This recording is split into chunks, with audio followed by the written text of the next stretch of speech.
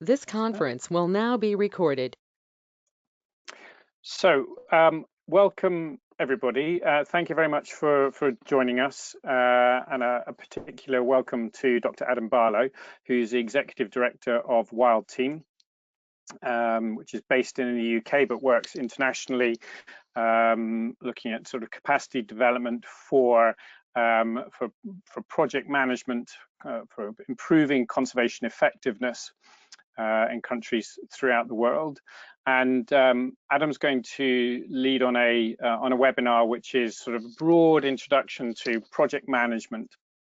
And this really, I think there's a strong connection between this topic of implementing projects and CPSG's first principle, which is around plan to act, and the idea that you are designing the process, you're tailoring the planning process with action in mind. Nobody wants to have plans that end up on shelves, and therefore there are elements of the implementation side that you're thinking about building into planning to ensure that it is more likely that implementation will actually occur.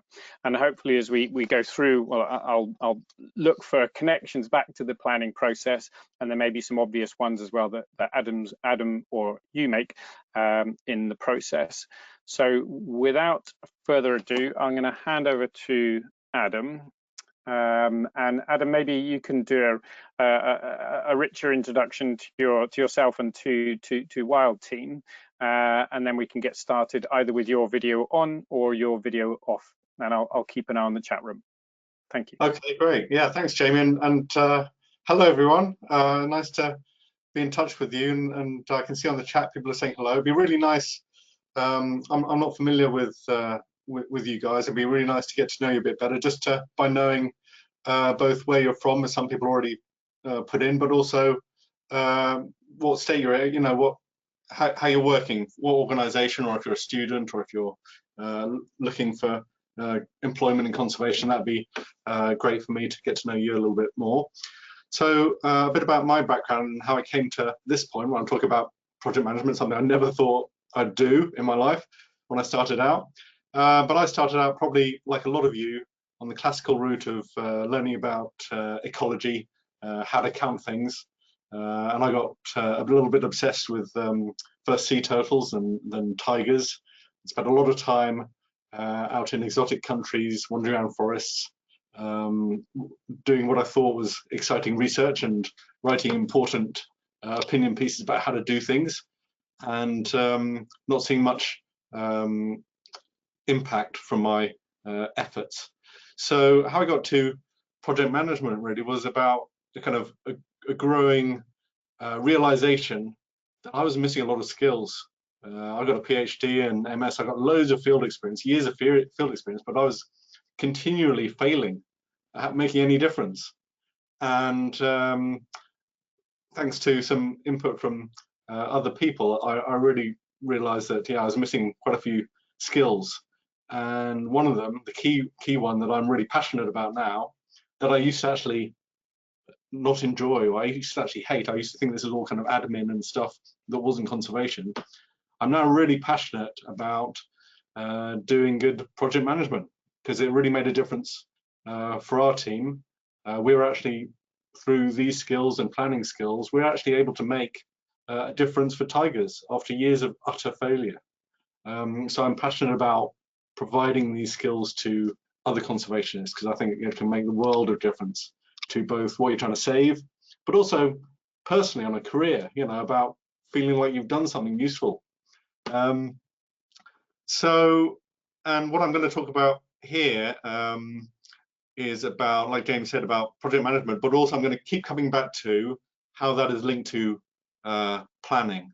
And both project management and kind of conservation planning are kind of specialist topics also of Wild Team, which is the UK charity that I help run. And how we basically do things is we create a best practice and we deliver training in that, so that people anywhere in the world can get that skill set and apply it to the conservation work they're doing.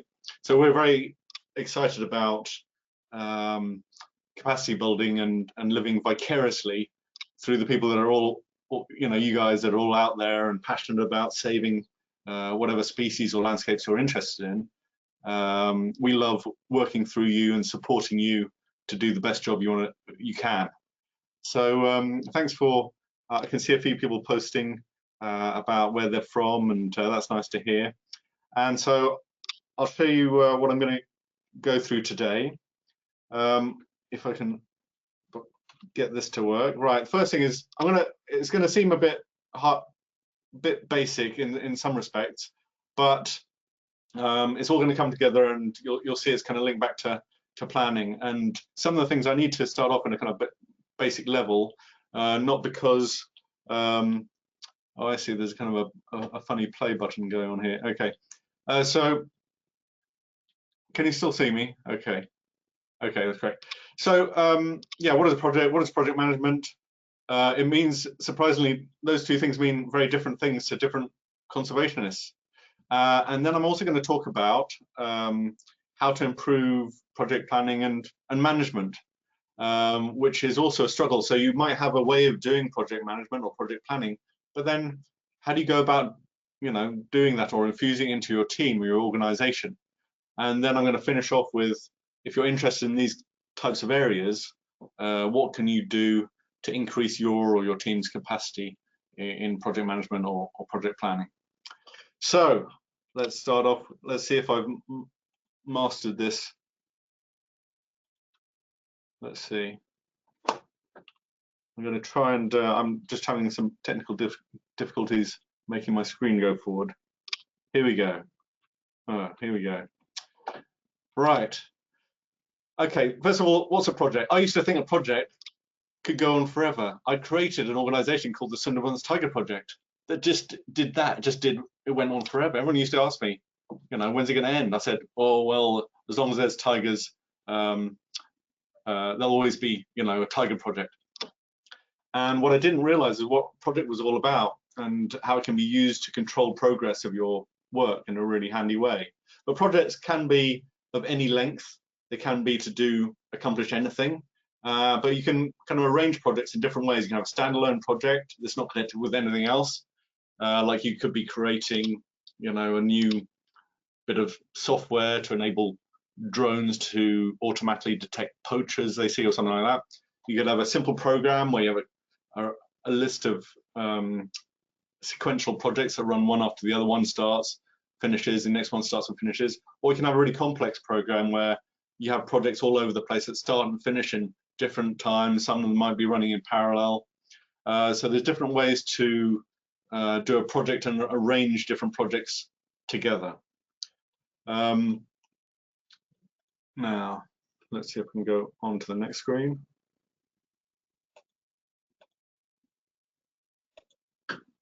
Here we go. So also, it's really simple, but really fundamental to understand in how you manage a project is that it's temporary. It has a start and a finish. And what you're trying to do in that is to achieve a measurable conservation impact within a defined schedule and budget. So these parameters, impact, schedule, budget, these are the things that you use to control project progress. And these things also, but these are not fixed in stone. Everyone, I'm sure, already knows that as soon as you start a conservation project, you've got a wonderful plan. Excuse me, sometimes it goes forward without me trying to enable it to. So please excuse when I kind of switch back to the previous screen. So these impact, schedule, and budget are things that you use to monitor progress. Say, are we being successful, or should we do something differently? So, and when I'm talking about changing those, that's not necessarily a bad thing.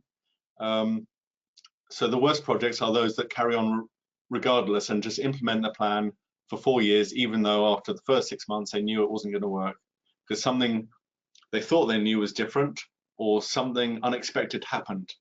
Okay, and that's very common in conservation projects, is the wonderful shiny plan you made with lots of lovely diagrams and the grants you put in for and raise funds for with very specific activities and timeframes and theories of change. They just suddenly don't work anymore.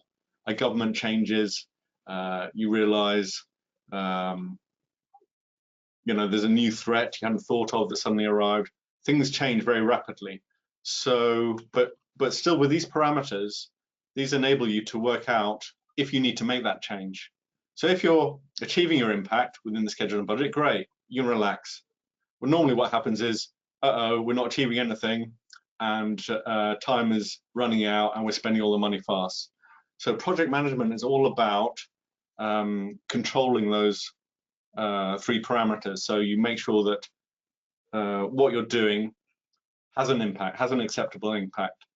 And I'm just going to press play again. I think this enables me to go through the next screen.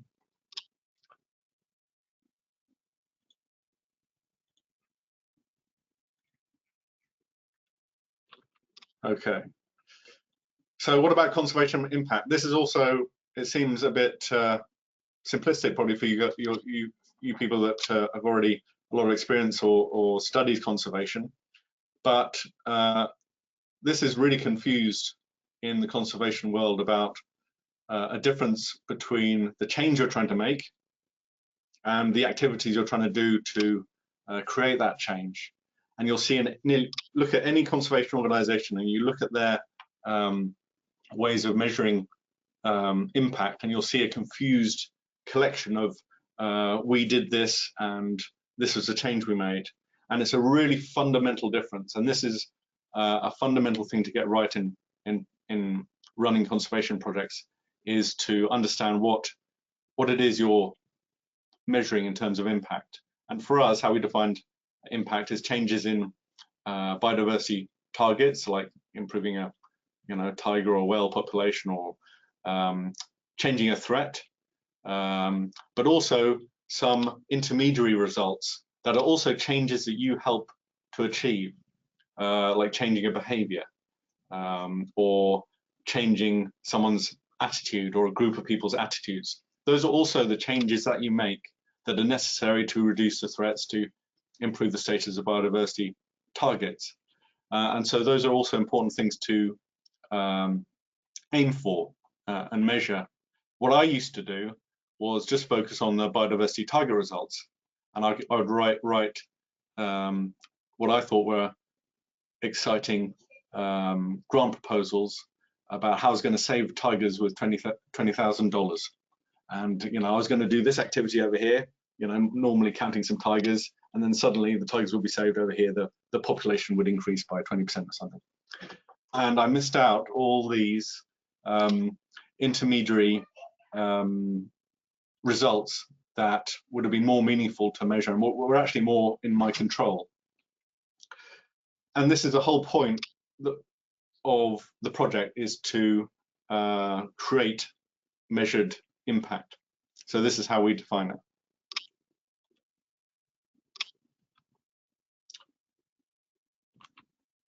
Let's see.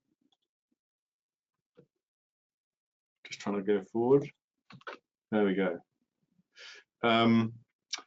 That means also with those 3 parameters, failure happens, and you should be aware of failure. And failure is a reality, a real possibility, and it's all about not achieving that impact within the schedule and budget.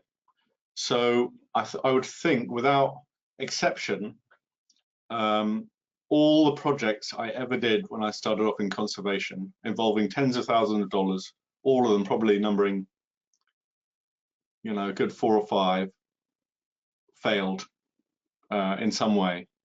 Nearly always, I didn't achieve the impact, and probably without exception, I blew the time frame, and I probably blew the budget, and then started spending my own money or trying to get funds from other areas to support the work that I should have been able to achieve in with that other budget. So yeah, I'm very experienced in enabling projects to fail, and but I didn't know they could fail. It's just about, I thought it was just about, well, you got some money, just keep on spending, keep on doing activities, then you write in the report and send it in, then you ask for some more money. And without an idea that our project could fail and a means of working out if it was failing or has it failed, and then what to do about it, without that control, without that mindset,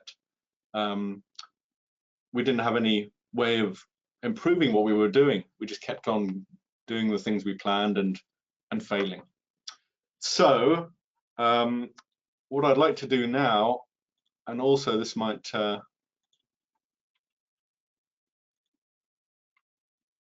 get me to know you a bit more, is I really like some a little bit of participation. I know it's tricky on these big webinars, but I'd really like you to think about a project either you know about or you're involved in that failed.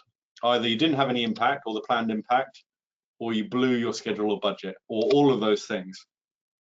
And I also would really like you to think about why those things failed.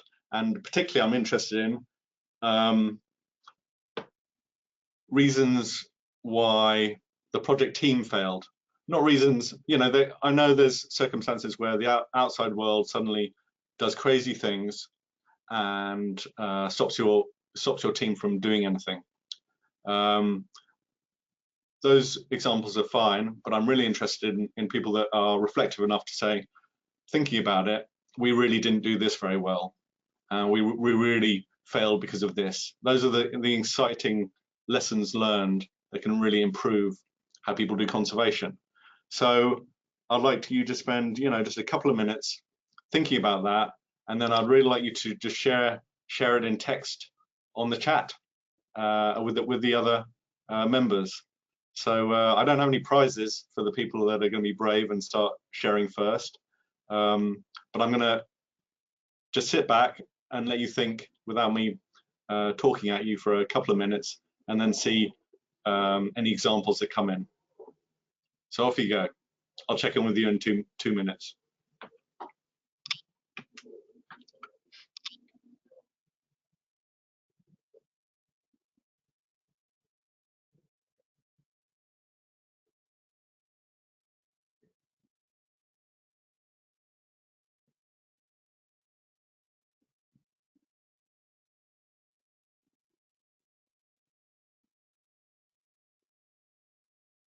Okay, first one in. Thanks, Kerry. Disagreement about the scope of the project. Some partners wanted much bigger and longer terms than others. Great, thank you.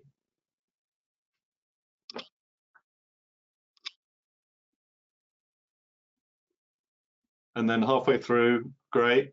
Yeah, stakeholders not interested in our methods.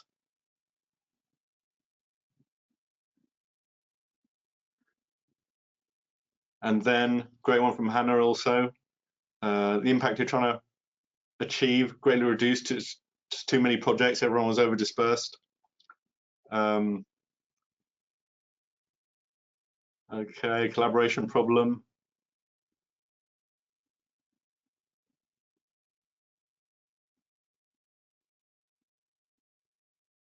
Difficulties with translocation. Yeah, delays in procurement, undefined roles. That's a really great example. Poor cooperation with decision makers. Great.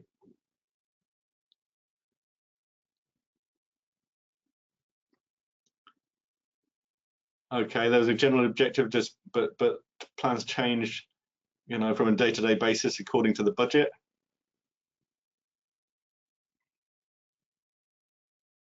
And Jamie's example just fell because didn't have a clear shared objective. Everyone just thought, I guess, they knew what everyone was doing together, but everyone had different views. Lack of communication, very good one.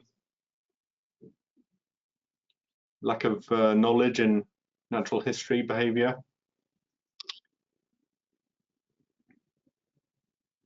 Didn't invest enough, outcompeted. Technology problems and communication around that.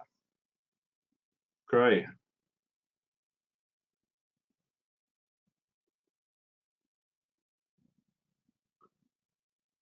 Suddenly your money pot disappears when the investor whimsically decides to to support something else. Yeah.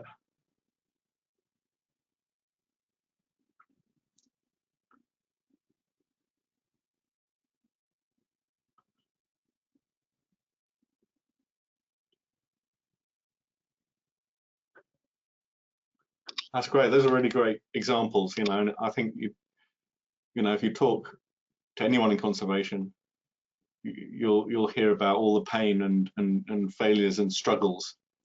And for me, I didn't realize it, but lots of those pains are avoidable, and the stresses associated with them. Personality clashes, others coming in.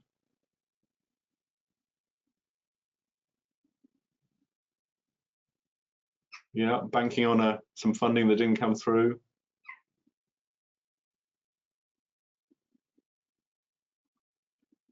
Yeah, so lots of, I feel like not all of them to do with external factors, but for the internal ones, you can fix internal ones within your team. Those are within your control, and you can fix them and you can get them right from the start, rather than, and you can predict them, and you can, so you don't have to kind of learn the pain and then be constantly reactive to, oh right, we should have got that straight, or oh dear, no one knows what they're doing, or what was our objective again, or you can set up your project through planning to make sure that the risk of that is really minimized.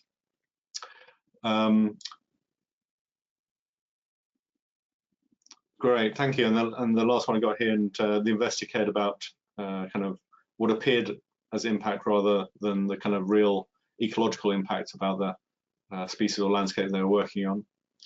So lots of great examples. Thank you for sharing those with me. I will now move on to this one. So also, what a project? Sometimes it's confused with a grant. A project is not a grant, right? A grant is just some money that a donor gave you to cover the cost of some or all of your project's work.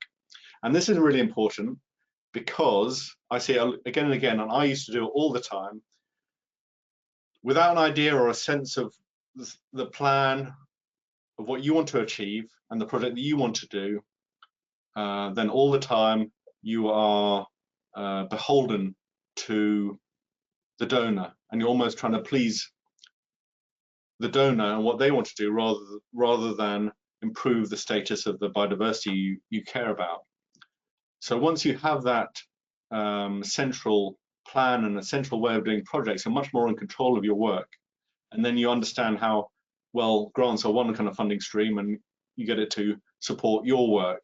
You're not doing work to enable the vision of a donor, although that might be a good side benefit. You're looking around to say, okay, this is what I want to do, and who can provide me funds for this, and then you go out to get grants.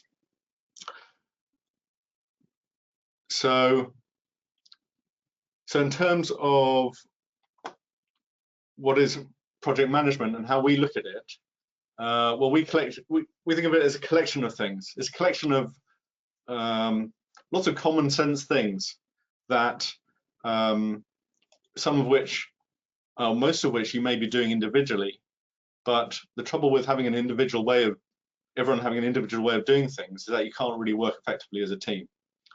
So the first bit of our project management approach are a set of principles to maintain high standards of effectiveness and ethics, roles to clarify team structure, phases, how to run a project from start to finish, and control processes. So this is all about if strange things happen, new information arrives, or the situation changes, then what is the process by which you do something differently and make decisions and change your plan? Admin processes,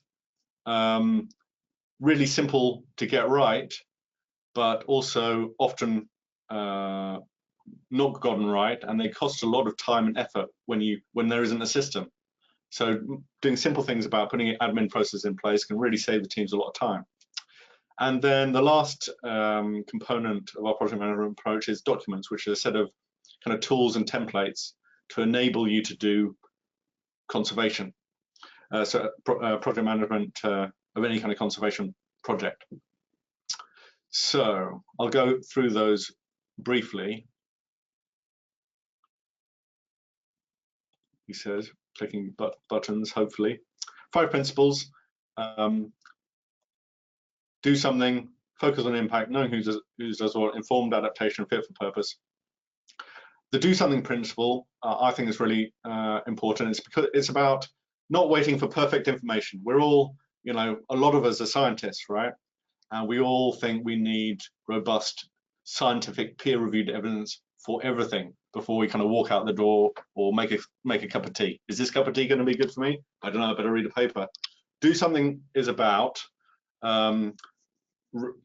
going forward with a project and doing something despite uncertainty, despite some level of not knowing everything or not having all the information you could have wished for, because you know that not doing something, you're absolutely sure that not doing something, the species or landscape you care about is going to degrade. So the risk is you do something and it could have been better with better information, and you waste a bit of money and time. That is a risk. But the potential benefit is that you could make some kind of difference.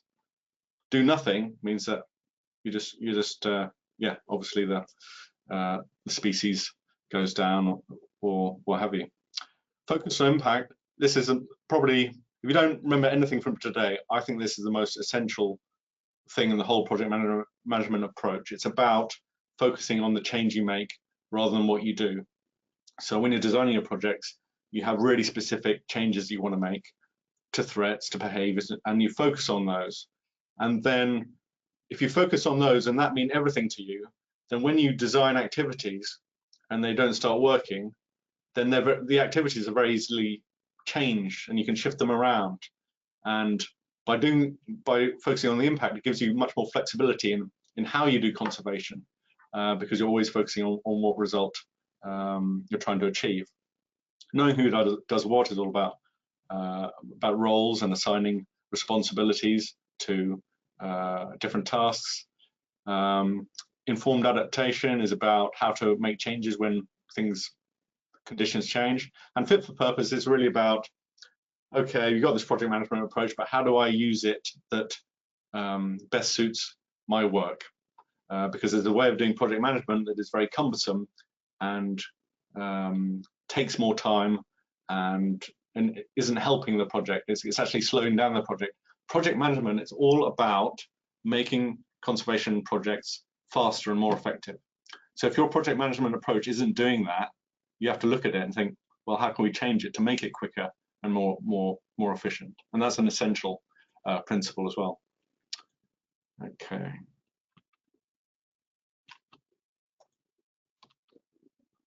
So this is just to give you kind of a very bird's eye view of what's in each of these principles. So I'm not going to explain all these roles, but this gives you an idea of potential roles that you can use related to a project. So a role is not the same as your job title.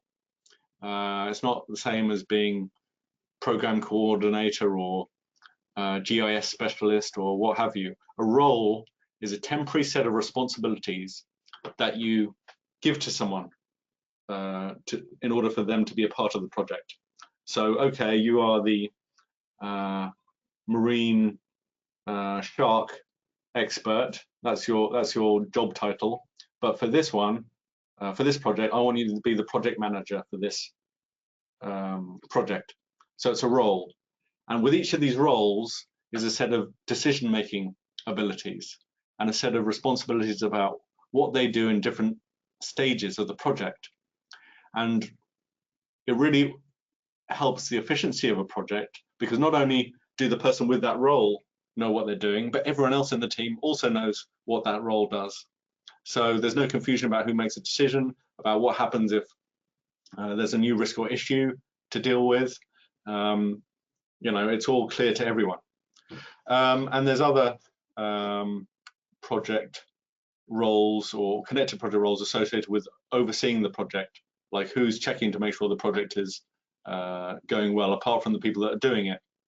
But I won't go into those. But these are fundamental elements of good project management, assigning roles. Okay.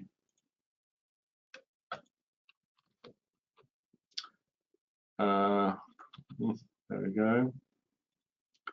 And phases, this is how you start and finish a project. In each of these phases, 4 phases, pre-project, initiate, implement, close, there's different things to do.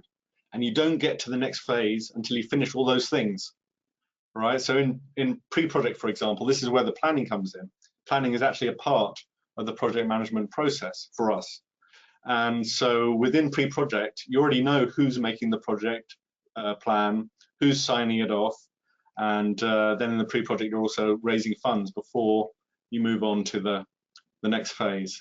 And so these create kind of checkpoints to make sure that you don't start, as I have done for many years in my early career, start doing work without a proper plan and without all the staff in place you need it and without the funds you need.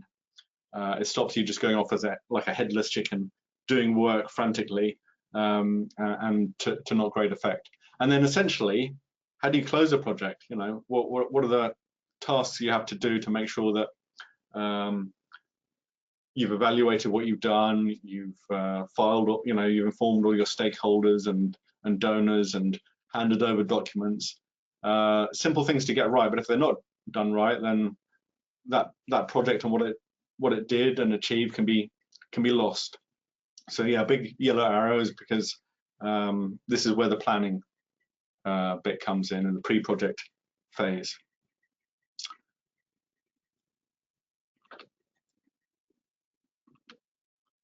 Control processes. This is just an example, and I'm not going to go into this too much, but it's all about enabling a team to deal with changing conditions and new knowledge. So risk and issue arises, you know, risk is something that might happen, an issue is something that definitely is happening.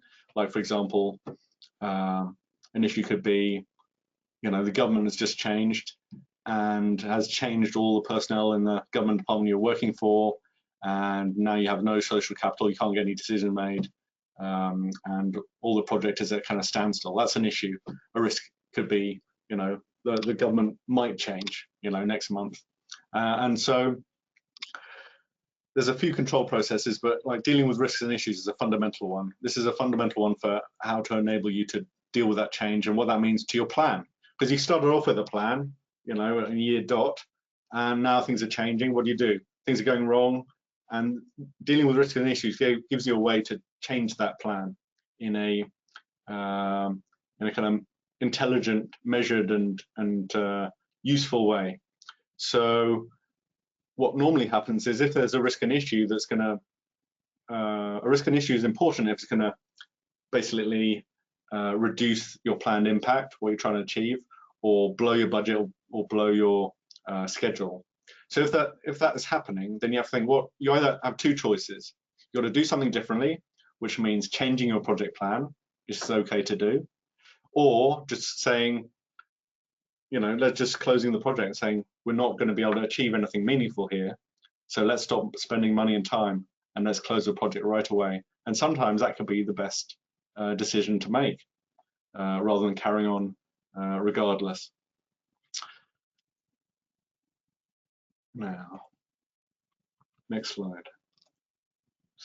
Admin processes. These are things just to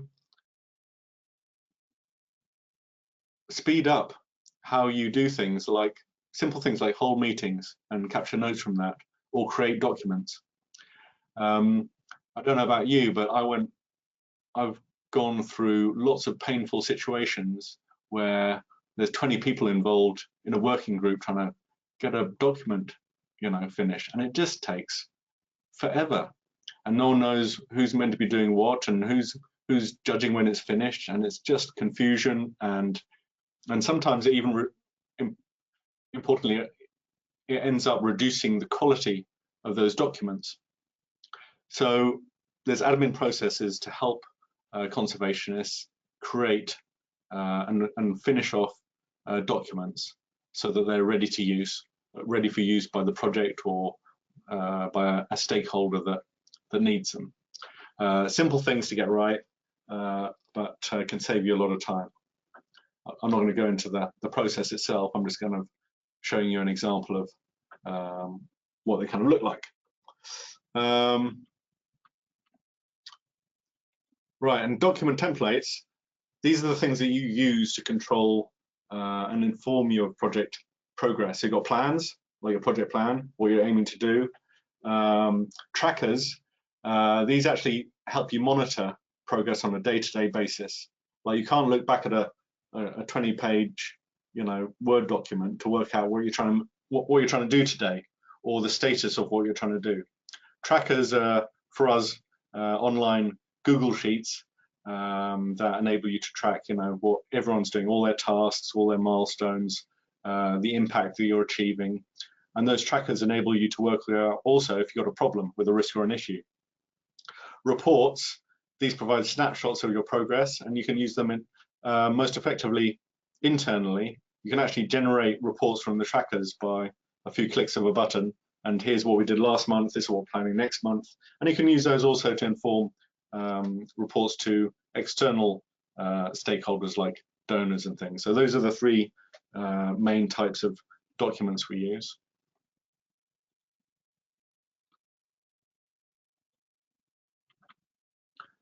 All right. And just to give you an idea of how planning integrates into the kind of implementation of things, is when you create the project plan, I think I said incorrectly in pre-project phase. It's been a while since I looked at this, but no, I think you create it in the pre-project phase, then it's ready in the initiate phase. Okay, so you got your project plan, which is about what impact you're trying to create, what your budget is, what your schedule is, the roles, everything you need to do the project. But how do you use that information in that normally a Word doc and use it on a day-to-day basis? So you get all that information in the project plan and you infuse it into the project tracker.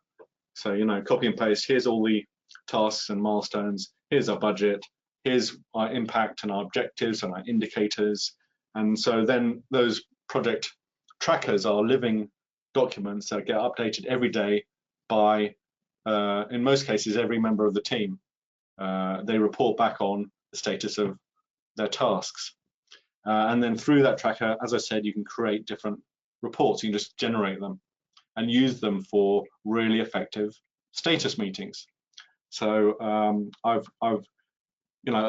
a meeting can be so painful if it's about, going around the room and everyone just tell me what you're kind of working on, and people kind of talk, well, this on Monday I did this and Tuesday I did this, I'm struggling with this. There's no structure to it. But you can have a really effective meeting if you're looking at, are we achieving our impact, are we on schedule, are we on budget, and risks and issues. And these reports can help accelerate those meetings so everyone can see the status of your project, and then you can just focus on the things that need attention, like a new risk or an issue. So that can really make a difference and make meetings shorter as well. Okay, next one. Now, as we get to the project plan and think about how it's integrated into actual implementation, it's developed, as you see, through the phase before it's implemented. And it really outlines what success is.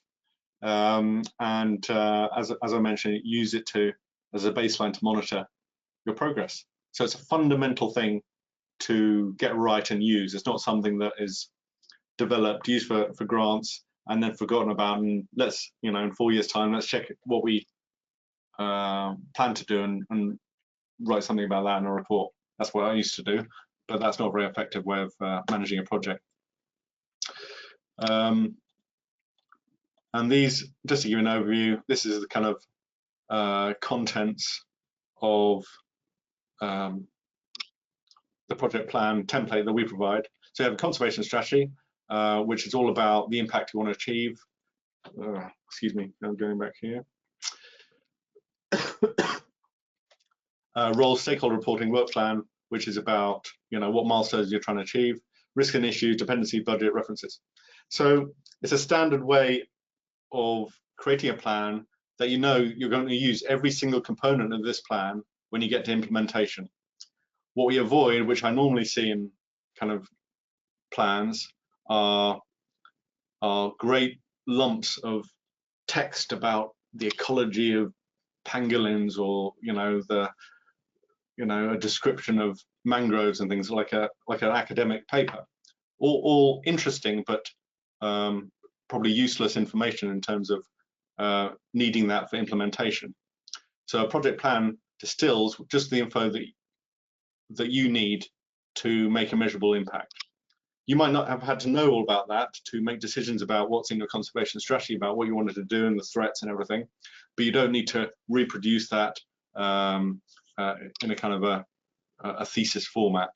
So a project plan is actually relatively straightforward, and enables you to both create it relatively quickly, but also, more importantly, change it relatively quickly if you need to.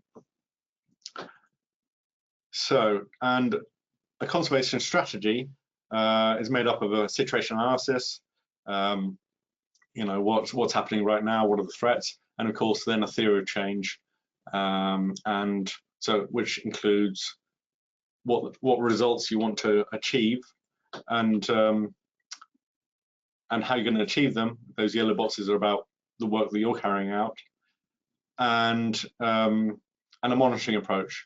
How are you going to measure your impact? What's your objectives for each of the results? What's your indicators, and what's your methods? And that gives you the kind of blueprint for the other sections. Okay, so if we're going to do all these different bits of work, then how many people we need, what kind of roles do we need, what budget does that make, and what time frame do we need to create this project. So this kind of conservation strategy informs all the other sections, because this is kind of provides you with your reason for being, upon which you can then do the planning of how you're going to operationalize that. And I thought it might be interesting to go a little bit into insights that we've gained on how to improve project planning and management. And I think this is important because, and I've made this mistake, as a sector, and also just as a kind of human being, you often see, you're attracted to, and we're attracted to as a kind of sector, things like tech, things with flashing lights, and things that seemingly make your life a bit easier. Like everyone gets excited about, making beautiful GIS maps and things like that. But that's great. That's a great entry point.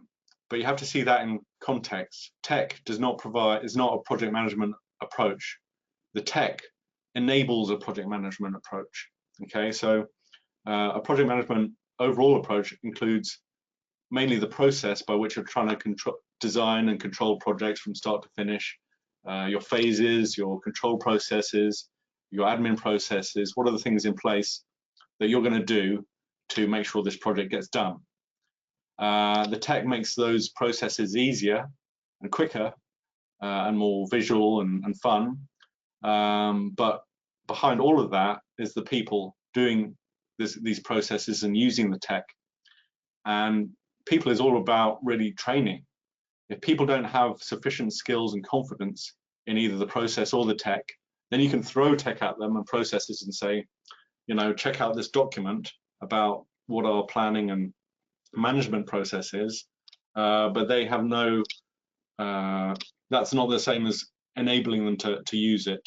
Okay, so training is a fundamental part of generating or creating a good project management approach. So whatever the project management approach you choose to do, the key thing is to provide standardized training in it for everyone on the project, or ideally everyone in the organization. Okay, so you've got to get these three components right. But then you start moving into how do you get behavioral change within either a team or an organization. And wanting a standardized approach requires some kind of motivation, but selecting one actually requires some degree of knowledge about what you're selecting. And motivation, we found, comes from either the individual vision of the leader, that they just understand the need for a project management or standardized planning approach, and they say, I'm going to do this. Or it can be generated from internal pressure from staff. They see that there's a big problem, they take some training, and they pressure their managers to make use of this different approach. Also, another way of... Adam, hi, Jamie. I'm not sure. Yeah, I'm not sure if you meant to, but you've stopped sharing your screen. Your screen has stopped sharing. Okay. Screen. Is that working? Yep. Back up. Thanks. And if you go into the, yeah, that's great. Good stuff. And then the last way of kind of creating a momentum to change and improve how a conservation organisation or team is doing it is from external pressure, from donors or government or the general public. Like people are demanding that, for example, a team is better able to show their impact or how they're going to handle the funds that are being provided to them, then that can also create motivation for internal change. And knowledge basically comes from, training, really. There's very it's very difficult to get a shortcut to that,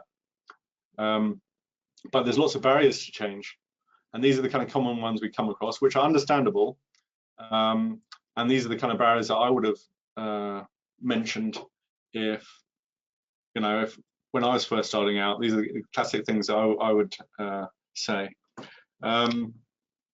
So the classic one is we have no time for change, and this is because the team is up to their eyeballs in work. They're working all hours, they're stressed out, there's no control of what they're doing, their work controls them, so of course they don't have any time for change.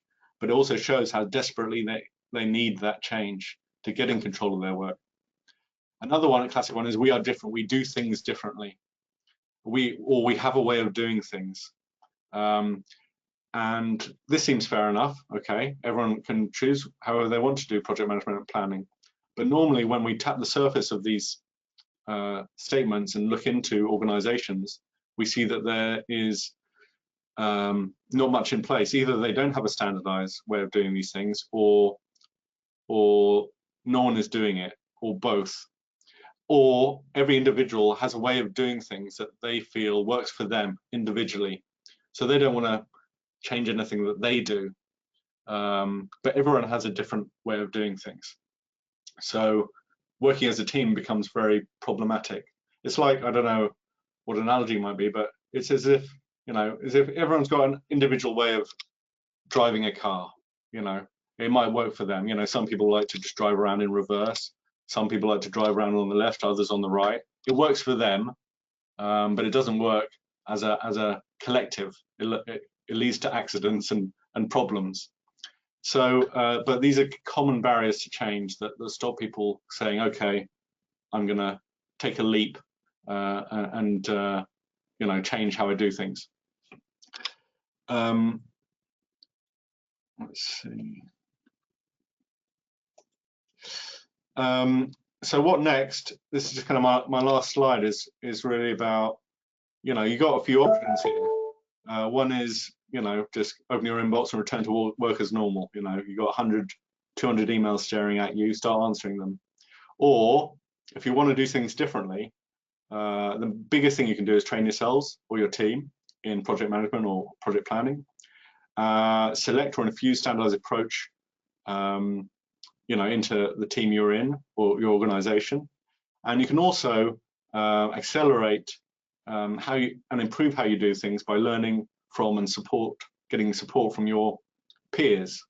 And all those will actually help you just immeasurably. They really help me immeasurably. I feel like I'm a kind of, I'm a zealot about this, because it's totally transformed not only my work-life balance, but also reduced my stress, and it's given me optimism about me being able to make a difference for the for the species or the landscapes I love. It's totally transformed me. And these things, this project management and project planning, they're not rocket science. It's not like going back to school and getting a degree or a PhD. It's about taking a 6-week course or something of that nature to get you up to a standard where you can really transform what you're doing for the rest of your career. And really, it'll change how your whole team works. World team, for example, we always overachieve on our impact each year. We're on a 4-day week now, and we work 7-8 hours a day, and we work so efficiently that we almost don't notice the kind of project management and project planning things that are going on in the background, because they're so second nature and they're so fast. So we have so much time for actually doing the work that we feel has a meaningful impact. So yeah, that's my suggestion to you, is to try something different. But I understand if you're not in that place right now to try that. But as a team, as a charity, this is all on the screen. This is what we do. This is the support we provide. So we have lots of best practices, for example, that you can download for free on our website, and we provide other kinds of support that might be useful to you. So yeah, that was the end of the slide deck. I have no idea how I did for time. I think I'm right on time. I think, surprisingly, I thought that was maybe 10 minutes. But does anyone have any questions, or anyone like to? Yes. So Adam, if you could, thank you very much indeed for that. Would you mind just, if you close down your presentation, then we'll go to full screen on the participants. In fact, I can actually diminish your screen anyway. And then you could either turn your mic on and I will cue you up, so I'll come to you, or write your question in the chat box, and then we can ask Adam. But based on some of those initial thoughts, any ideas that come to mind? Meredith.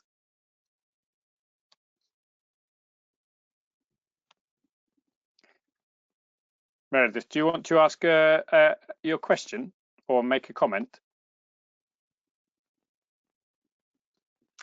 No, did I do something to indicate I did? I'm sorry. Oh, sorry, that's no problem. I saw your mic going on to green, so I assume that, but apologies if not. No problem at all. So, Dal, did you accidentally put your mic on, or would you like to ask a question or make a comment?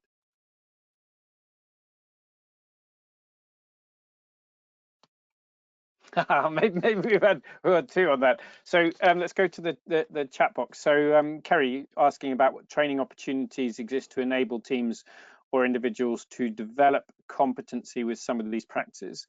And yeah, well, Adam, you as you were talking about, there's some you can access some of that through Wild Team. And would there be others as well? You would sort of other resources you'd suggest people are directed to? Yeah, we have a narrow band of things that we provide training in, which is project management, strategy development, and coming up grants, fundraising. So there are some other providers that provide some key skills in, for example, stakeholder engagement and facilitation. And for the life of me, I'm just trying to remember who that team is in Kent. They're really good at that. There's a course in behavior change run by someone from the States who used to work for RARE. If their names escape me, I think we normally promote these kind of courses on our Twitter feed, so you'll be able to see them then. And there's also a new little organization providing training in social sciences for conservation that's just sprung up in the last month. I think this will be a growing trend in people bundling up their knowledge base and providing it. So there's quite a few out there depending on what you're into, and there's endless ones on GIS and thank you. Thank you, Adam. I think the one in in the states that you're referring to is probably Impact by Design, that runs a lot of useful training courses. There are many more, and obviously your approach, some of the terminology that is used in Wild Team, is very closely aligns with or comes from conservation standards as well, doesn't they? So there's sort of other related resources there. Carly was asking about telltale signs of a project failing. Yeah. So the first signs of failing is where everything starts getting delayed, and you can see that really easy if you've got a tracker on your screen. You've got dates when they've got to be due, and everything starts turning red. So that means you've got a serious problem in implementing what the activities you're trying to do. So you can, with a simple kind of online tracker, which is we have a free version of it available for people, you can see immediately if that's happening. Another sign that something is failing is if you're managing risks and issues properly. If you're dealing with that changing conditions and you're assessing them and you're understanding what the effects are on that project, you can very quickly see, is this project still viable or not? Thank you. And then adapting to changes, and Race is asking about. Actually, I'm not totally clear on the question. Although one response I would say, Race and Adam, maybe you can give a more detailed response, would be how do you adapt change? Is one thing is about how empowered or enabled are your staff or the people particularly who are working closest to the work, closest to the ground. Are they empowered to bring information back on changes that they have experienced that could inform how the plan itself might need to change?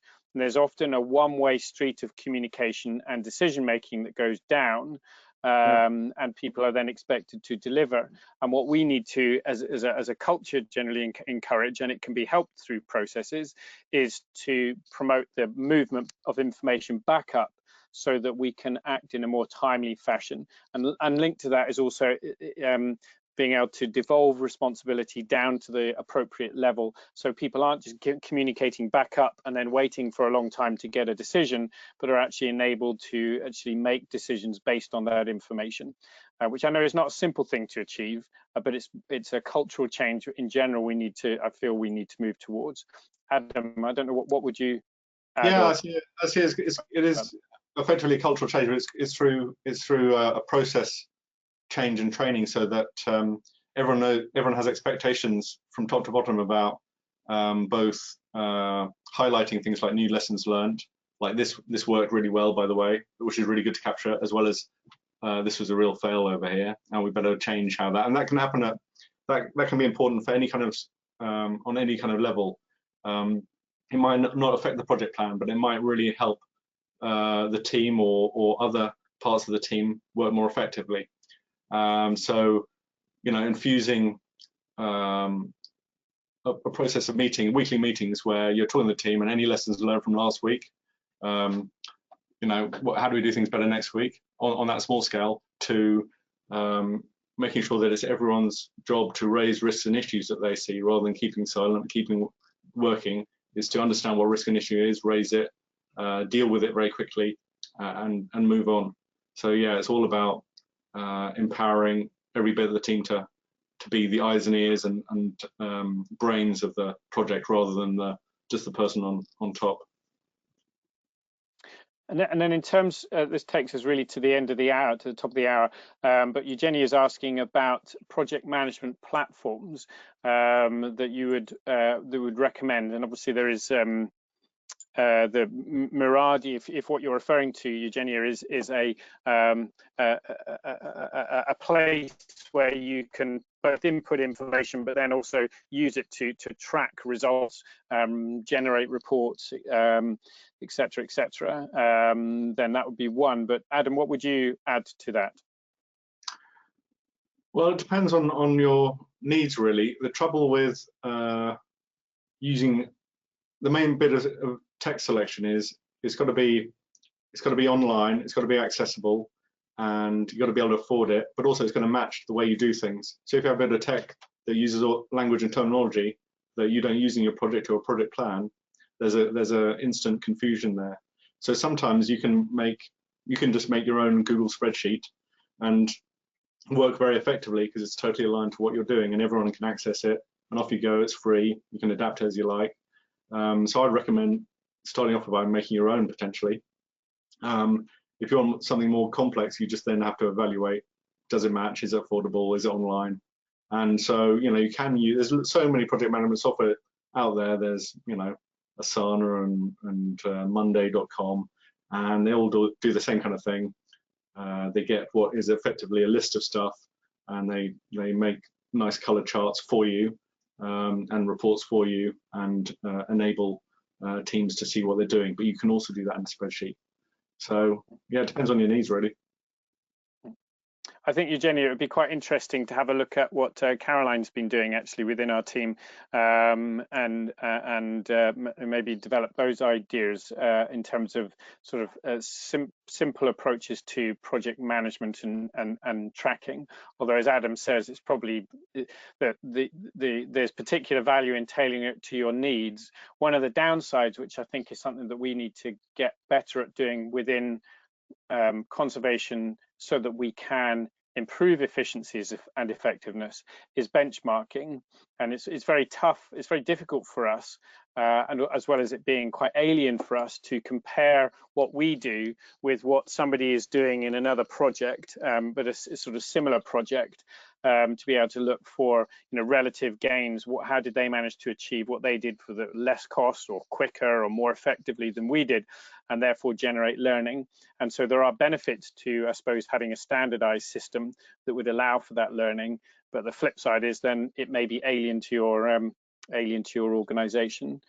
Adam has very kindly added an online tracker into the chat room that you could go and have a look at. As we're just after the hour, I should really draw it to a close and say, Adam, thank you so much for giving your time, giving us an overview of project management. Definitely go and have a look at the Wild Team website for more information. And it would be great to pick up some of the thoughts and ideas that come out from this at another point. The next month's webinar is going to be looking at more sort of thematic focus around planning for invasive species management, partly because I'm interested in seeing whether there are some particular unique tools or certain tools, approaches, questions that are asked around invasive species management that are informative for broader conservation planning, and that will be given by Dr. Alan Tighe, and I'll be sending around a sign-up sheet for that through the CPSG mailing group shortly. So, Adam, thank you so much indeed for giving up your time. Thanks everyone for joining us. We'll put this recording onto the website, and have a good day, morning, evening, whatever time it is with you. Thanks, Jamie. Thanks everyone.